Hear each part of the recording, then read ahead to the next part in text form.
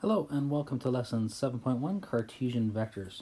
Today we shall begin using algebraic methods to describe and operate vectors. So we will notice that the Cartesian plane, shown here,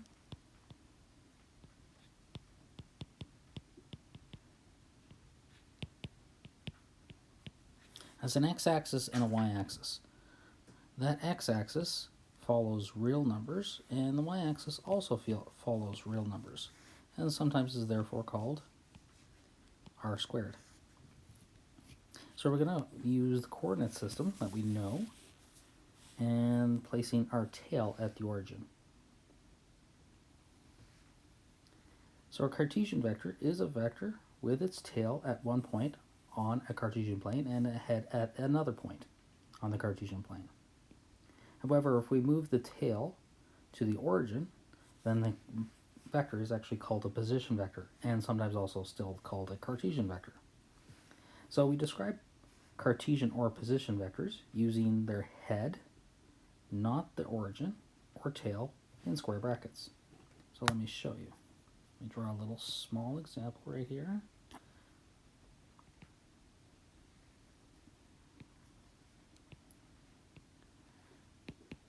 So let's say this is our vector right here. And let's say this is at the point 5 and 4. So we'll call this vector A. So this vector A is actually described using square brackets of 5, 4. Now just please realize that some textbooks do use circular brackets instead of square brackets, and they'll describe that vector in that term. So suppose we have a vector, AB, defined by the points -8 and -3. So let's actually locate those points.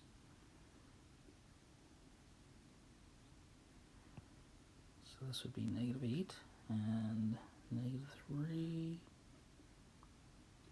And -2 and 5 would be right here.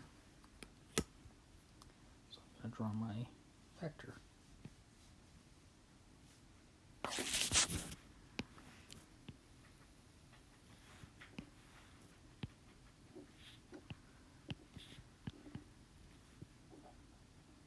So what you'll notice is this vector can be also rearranged or moved so that its tail is at the origin and its head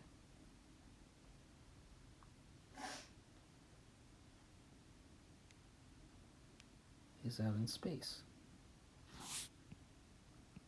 So I'm going to call this vector OP. Well, you'll notice the vector AB is actually an addition of the vector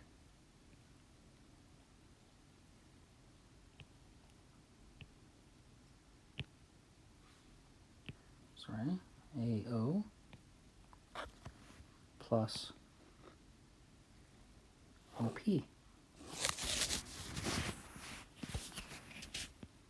So the vector AB is actually AO plus OB, which is equivalent to negative OA plus OB, or if you wish, OB minus OA. Well, the vector OB can be described as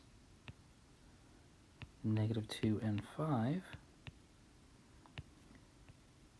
and the vector OA can be described as -8 and -3. So that means this vector AB, or even OP, is equal to the vector 6 and 8, which you might notice is just the subtraction of the x components from the y components. Sorry, the x components from the x components and the y components from the y components. We can even calculate the magnitude of this vector using Pythagorean theorem.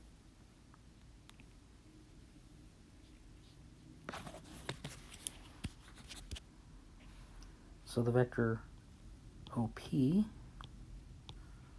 magnitude, or the vector AB's magnitude, because they're equal vectors, can be calculated by the square root of 6 squared plus a squared, which you'll notice the 6 and the 8 are our components for x and y.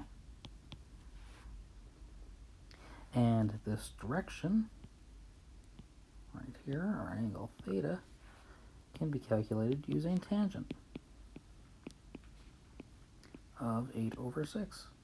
Again, our components. So that turns out to be about 53 degrees. So we can use all those pieces that we saw from our first unit in order to come up with these results here. Okay. So some definitions that we need to look at. Unit vectors. Unit vectors are vectors with magnitude 1 or size of 1. The two base unit vectors are actually following the x-axis and the y-axis. So one way to describe it is the vector I is predefined as 1, 0. Sometimes it's also described using a hat instead. And likewise, the vector j is predefined as 0, 1.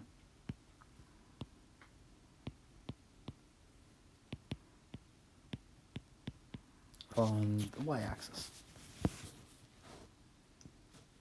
What that means is any vector u,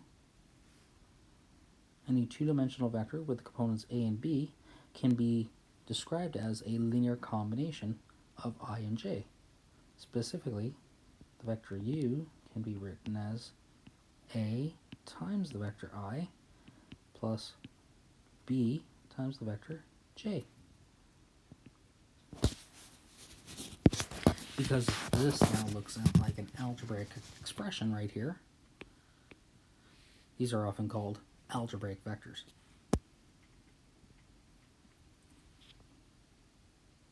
And it just takes the components a and b to help you figure out those algebraic vectors. Okay, so some other properties. If we ever wanted to calculate the magnitude of the vector u, given its components a and b, all you have to do is take the values of a and b, square them, add them together, and find the square root of that result. If you ever have two vectors in terms of their components a1, b1, and vector v being b2, a2, b2, then the addition of these two things is just a1 plus a2 as your first piece, first component, and b1 plus b2 as your second component. Making calculations much easier than what we had to do in our first unit. And if k is a real number and u is a vector ab, then the scalar multiple of u can be written as ka times kb.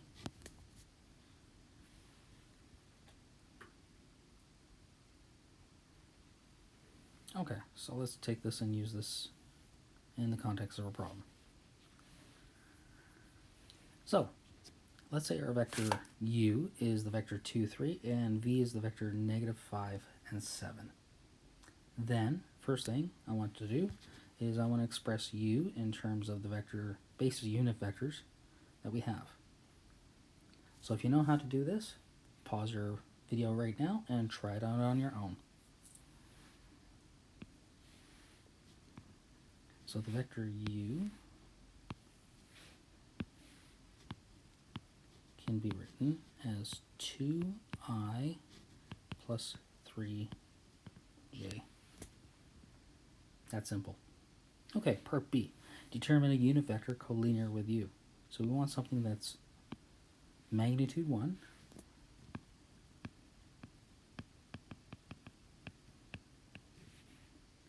and collinear. So So remember that's parallel with vector u. Well, first of all, to figure this out, find out the magnitude of actually the vector u. So we'll find out the magnitude of u.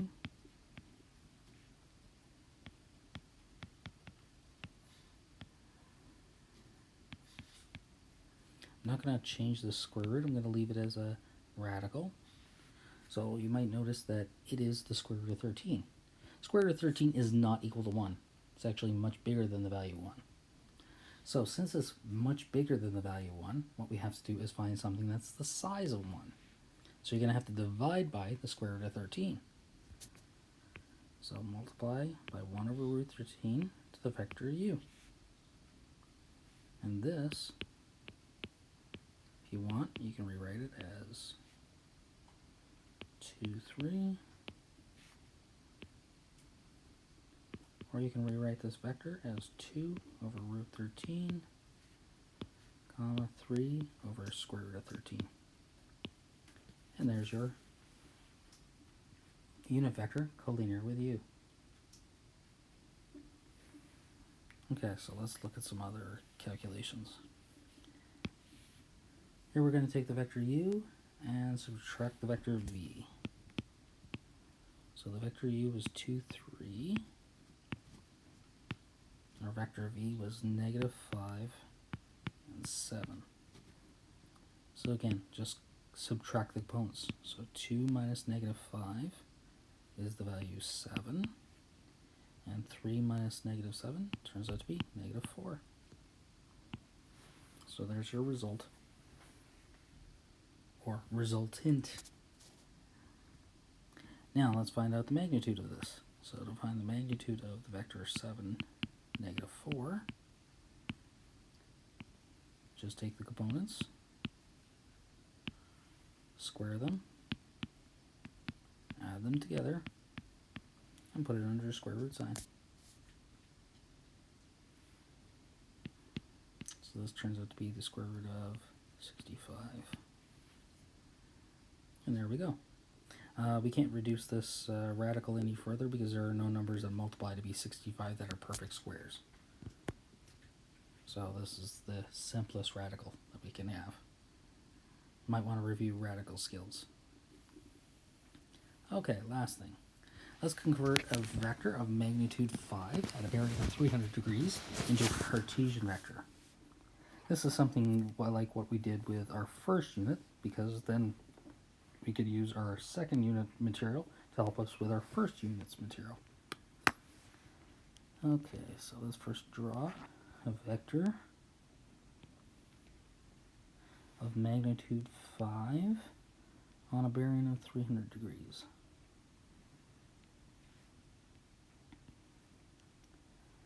So let's call this vector v. Vector v is magnitude 5, and here you can see this is 300 degrees.